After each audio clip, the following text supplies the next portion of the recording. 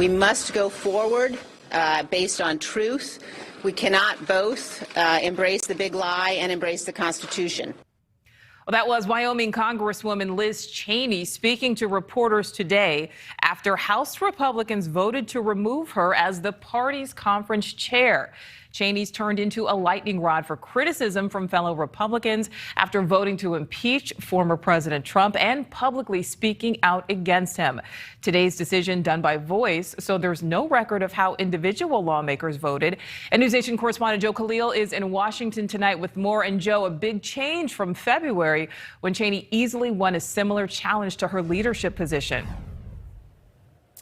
Yeah, that's right, Nicole. Totally different. And again, as you mentioned today, very quick. That vote in February was hours. This incredibly quick voice vote, and they got it done. I was surprised at some of the reaction we got from Republicans today. A lot of them said that they still support her as a person, but they felt that it was time to move on because they said she was continuing to harp on, President Trump's false claims about the election, and that that's not a winning message for Republicans moving forward. But make no mistake, today, Congresswoman Liz Cheney said that she's not going to be backing down, and she's going to continue to call out former President Trump whenever he makes any sort of claim about the election.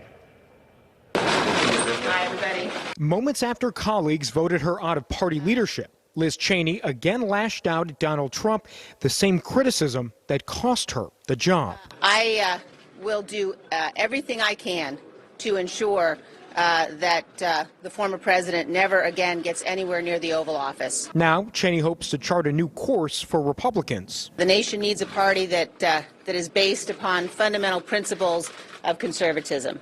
And I am committed and dedicated to ensuring that that's how this party goes forward. According to Republicans inside the meeting, there were no speeches or comments, just a quick voice vote, where a majority of the room made clear they supported removing Cheney. She represents the conference, and the vast majority of the conference do not feel the same way she does anymore. Many Republicans tell us they support Liz Cheney as a person.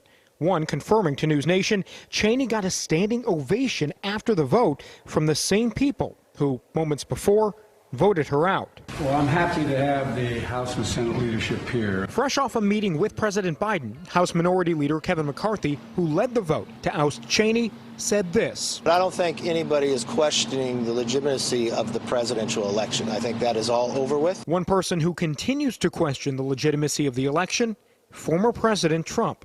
Tuesday, he called the November vote rigged and stolen. In the wake of today's move, Trump wrote, quote, Liz Cheney is a bitter, horrible human being who is, quote, bad for the Republican Party. Republicans, as we mentioned, move fast to get rid of Liz Cheney. Today, they're also moving fast to replace her. There's already a vote set on Friday, another conference meeting where they will ultimately decide who is going to take her place as party conference chair. Nicole?